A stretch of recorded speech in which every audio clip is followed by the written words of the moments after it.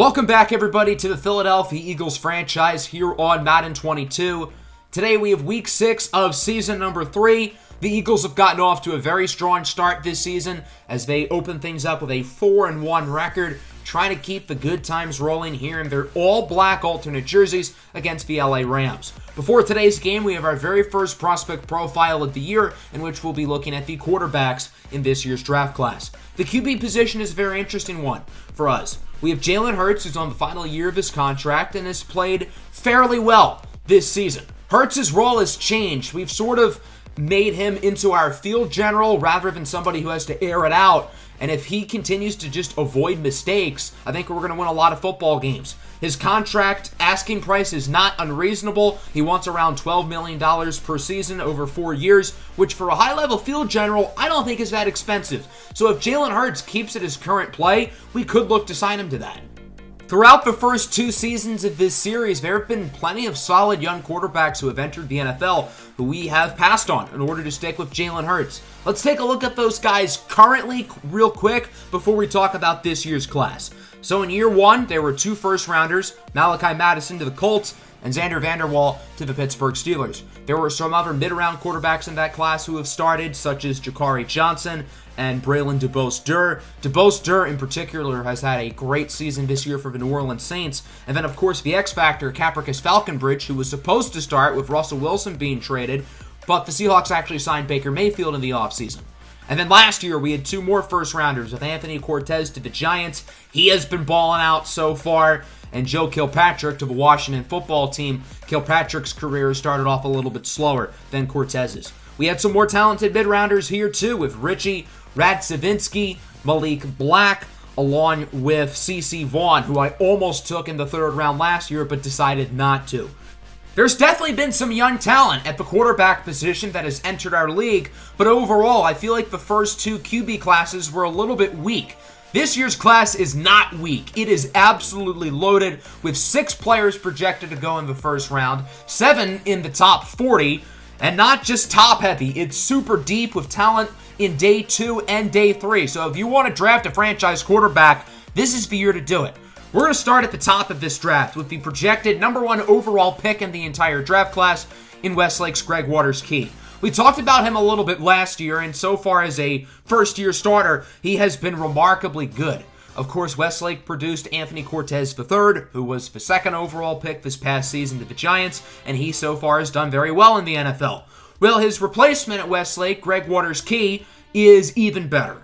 Waters-Key has a rocket arm. He has probably the best accuracy of any quarterback prospect to enter this series. If I were to nitpick, he is a little bit slim, 6'4", 190, and he is a little bit older at 23 years old. He's going to be the same age as Anthony Cortez III, who was drafted last year, and Malachi Madison, who was drafted 2 years ago. But if age is one of your weaknesses as a prospect, you know you're doing something right. He's going to be the number 1 overall pick, and I don't think the Eagles are going to have a shot to get him. Even if they lose out, 4-13 probably does not get you the top pick. So I don't think, unfortunately, Greg Waters-Key could be an Eagle. As we scroll down now, there are some more projected top 10 quarterbacks as we start with Nico Cabanera from Coastal Carolina, the Chanticleers. Cabanera is an explosive athlete. A 4-year starter for the Chants. He graduated high school early and reclassified. So technically, when he was a freshman, he was pretty much a high school senior, starting college football. He has improved every year of his career and has worked himself up into top 10 consideration. And if not for Greg Waters-Key, he's probably QB1 this year. Some scouts do question his consistency on a play-to-play basis. He does not have phenomenal arm strength, which is not ideal, but he is a playmaker, and he's accurate. A lot of scouts pretty much compare him to a right-handed version of Tua, so I'm curious to see if that pans out. You also have the Loco lefty, Loco Onwosu out of the University of Michigan. If you watched the Jaguars series last year, you remember quarterback Coco Onwosu, who played for Michigan State. This is his younger brother. Loco Onwosu has a stronger arm compared to Coco. Now, Loco Onwosu is not consistent on a play-to-play basis either. I think Loco has more physical traits and more physical upside than the quarterback we just talked about, Nico Cabanera. As a side note, the other Onwosu brother, Joko Onwosu, plays safety for the Eagles. So it would be cool to bring the brothers back together.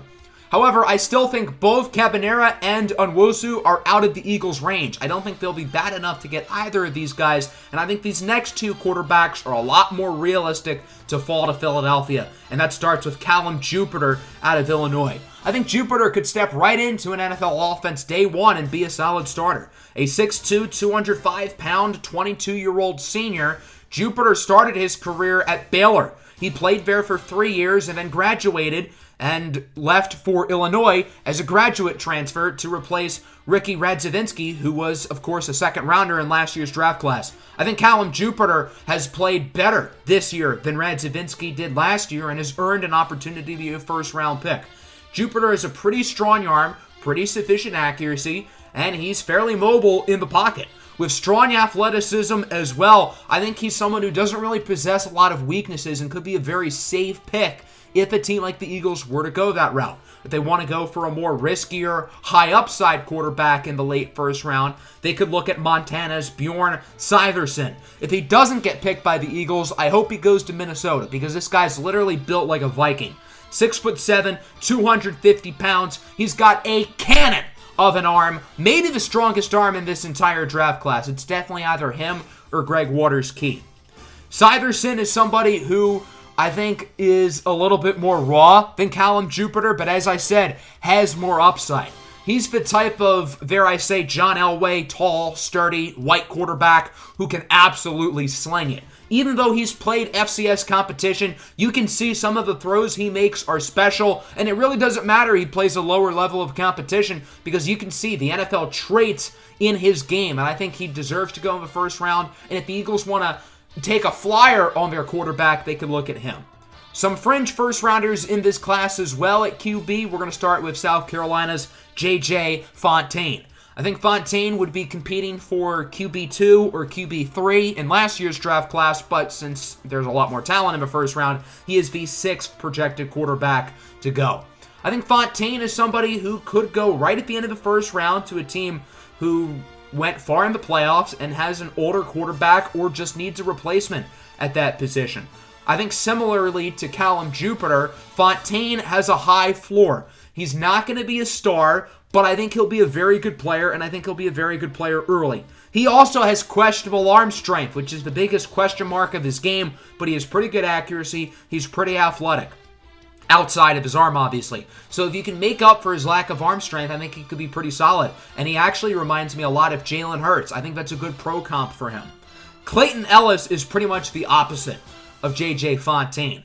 Ellis is another quarterback who has a rocket arm. There are two types of QBs in this class. The ones with cannons who maybe aren't as athletic, and the athletic ones who, don't have as strong of arms. Clayton Ellis isn't necessarily a fossil in the pocket. It's not like you're watching Tom Brady or Ben Roethlisberger moving there, but he does not have a lot of athleticism. He's not going to extend plays out of the pocket, which isn't ideal, but he has a pretty good arm. His accuracy is solid, and he's another one of those traditional, tall, John Elway style of quarterbacks, and I think he is another guy who could go right at the end of the first round. If a team prefers the physical tools that he has over J.J. Fontaine, then maybe they'll look his way instead. So yeah, 7 quarterbacks who could be first rounders. As we look at the day 2 crop, there's a lot of talent here. Duke McCurdy, Melvin Pope, Jermaine Jason, Jacob King, Bill Blair, all solid options. The one who intrigues me the most is probably Texas Tech's Jermaine Jason. He's someone who's going to be a fringe day 2 pick. Maybe he goes at the end of the 3rd round. Maybe he doesn't. I think based on where quarterbacks have gone throughout this series, I probably would expect him to go in round 3, but no earlier than that. Jason is an inconsistent but talented quarterback. The good plays are there, but the bad plays are there too.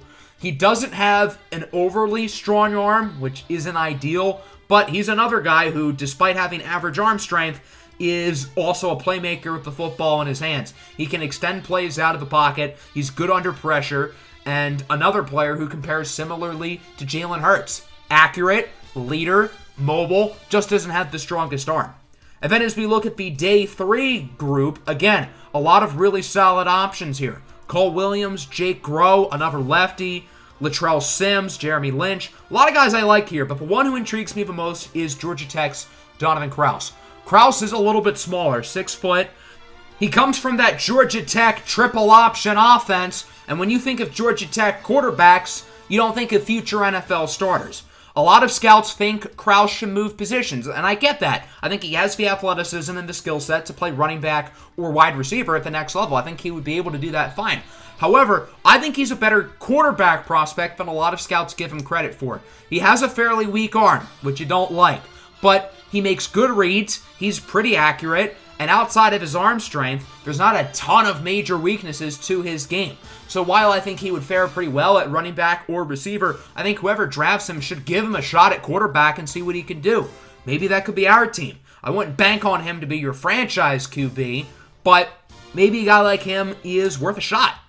So that concludes the prospect profile. No shortage of talent here at the quarterback position.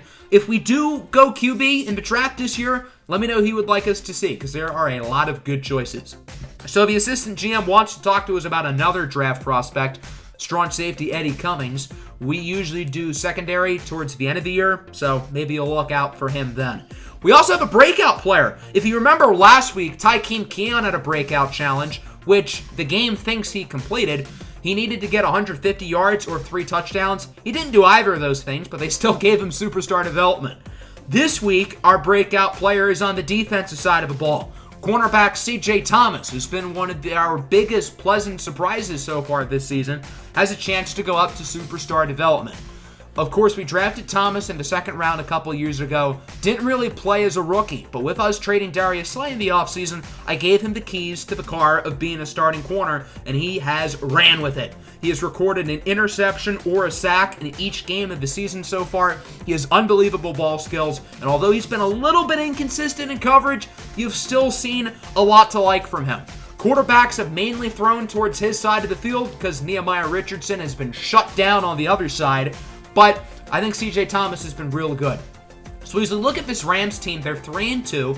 They have maybe the 2 best defensive players in the NFL, and Aaron Donald and Jalen Ramsey, which is not ideal. It's also a revenge game in a way. The Rams fired head coach Sean McVay at the end of last season, and he is now the Eagles' offensive coordinator. I think Sean McVay has done a really good job so far in Philadelphia. I think he's going to get another head coaching job soon. But it seems like firing him was the right decision for the Rams. They hired Packers offensive coordinator Nathaniel Hackett in the offseason, and he's done a great job. The Rams have finished with a bottom 5 record 2 years in a row, and they've kind of started their rebuild. They traded away Cooper Kupp to Indianapolis, and although they have not had any first-round picks yet in this series, they do now this year, right as they start to play well. So can the Rams go up to 4-2? Will the Eagles go down to 4-2? Or will Philadelphia improve their win streak? Let's find out right now as the Eagles offense starts on the field. 3rd and 11. Jalen Hurts on the move. Connects with Troy Dobbs, who only gains around 9 yards. Devontae Bowie is hurt on the play. That's a big deal. Bowie has 7 sacks this year, which is 2nd in the NFL, only behind Von Miller. Now, a lot of that is because he has Aaron Donald on his team, but still, Devontae Bowie has been very good. So if he misses time, that could be a big loss for the Rams. 2nd and 10 here. Matthew Stafford takes a shot. Deep downfield, it is intercepted. C.J. Thomas with the INT.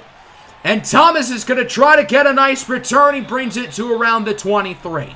If you're asking, no, that does not complete the breakout challenge. But if he gets another interception later in the game, he does. Matthew Stafford sent that ball probably a good 70 yards downfield. We know Matthew Stafford is an absolute cannon.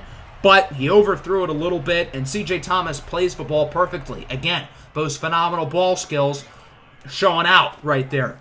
So the Eagles have it back on offense. 2nd and 10. Jalen Hurts on the run. Connects with Tykeem Keon, who makes a nice move for the first down. Keon, of course, now at superstar development. He has definitely played like a superstar this year.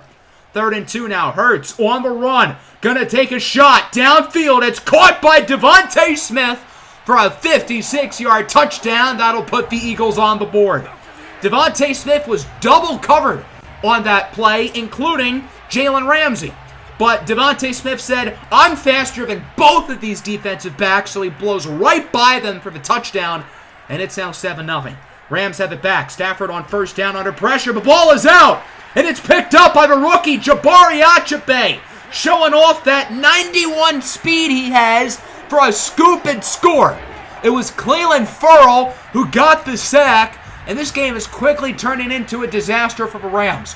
The interception, the 56-yard touchdown by Devontae Smith, now the scoop and score.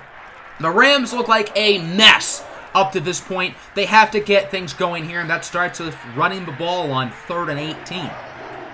Gutsy call there, Nathaniel Hackett. It clearly does not work because Clayton Ellis quickly tackles Cam Akers in the backfield. So the Eagles have it back with great field position as on 3rd and 4. It's a handoff for St. Clair. He does not get it. Stopped by the Rams defense as Brandon Brooks is injured. That's not ideal. So it's 4th and 3 at the 38-yard line. The Eagles could punt it, they could kick, they could go for it, and they're going to send the field goal unit out. A 55-yard kick for Zebediah Phoenix the second. Doink! Off the front of the crossbar and no good. So an unlucky bounce there for Zebediah Phoenix, who misses his first field goal of the year. He has missed quite a few extra points this season, but hasn't missed a field goal yet until that one. But nonetheless, the Eagles are looking dominant. Through one quarter, they lead 14-0. They've already forced 2 turnovers. The offense looks very solid as well. The Rams have to start clicking sooner or later. As on 3rd and 5, Stafford's pass is caught but out of bounds by the rookie Quandre Adams. So it's 4th and 5. Here's Johnny Hekker, arguably the best punter in the league. I wouldn't even say he's the best punter in this game because Jack Fox of the Eagles is great.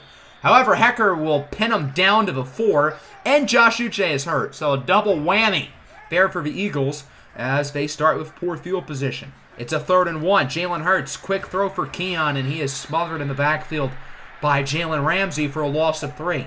They're going to count that as a run play. Keon's 4th career rushing attempt in his career, and it's the first one that doesn't go for a touchdown. Very unfortunate there. So the Rams get it back with plus field position as Stafford connects up the middle with Tutu Atwell, who brings it to the 26-yard line. Atwell isn't the biggest guy. He stands at around 5'8", 160. Yeah, he's tiny, but he can make plays with the ball as shown on that play. 3rd and 11, another 3rd down run. What are they doing? Cam Akers is smothered in the backfield by Bobby Wagner, and Cam Akers is at a rough day. Not really his fault. It's more so the Rams' run blocking, but Akers on 10 touches is barely averaging over 2 yards a carry. On 4th and 6, the Rams do make the field goal from around 39 yards out, so they are on the board finally, as it is now 14-3.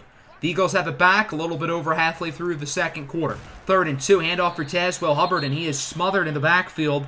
And to make things worse, we have another injury. It's offensive lineman Fletcher Luce. Luce is replacing Landon Dickerson, who also got injured today. So Brandon Brooks, Landon Dickerson, and Fletcher Luce are all hurt. The Eagles are really quickly running low on interior offensive linemen. They would punt it, and on the first play of the drive for the Rams, Stafford is sacked by Winston Johnson for a loss of 9.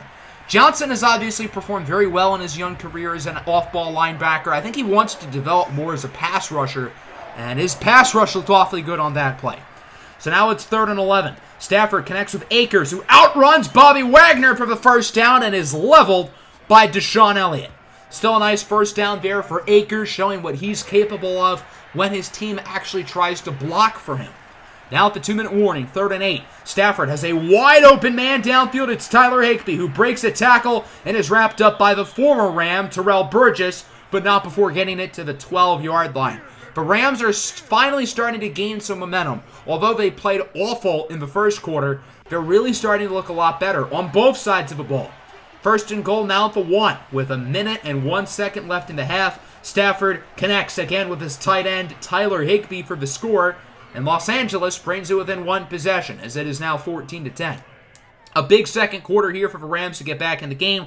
We'll see what Jalen Hurts and the offense can do with 3 timeouts before the end of the half.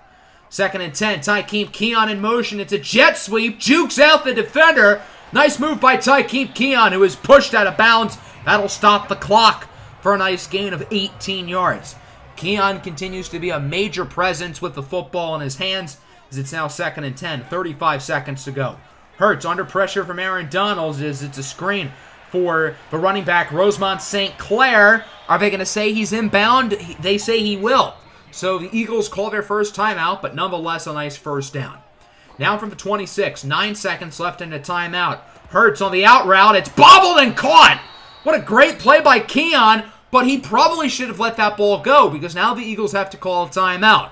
The field goal unit will come out. It's a 35-yard attempt here for Zebediah Phoenix. He sinks it right down the middle, and that will conclude half number 1. A pretty good start for the Eagles. They didn't look great in that second quarter, but they do lead this game 17-10 off of 2 first quarter turnovers, and of course that long touchdown connection from Jalen Hurts and Devontae Smith.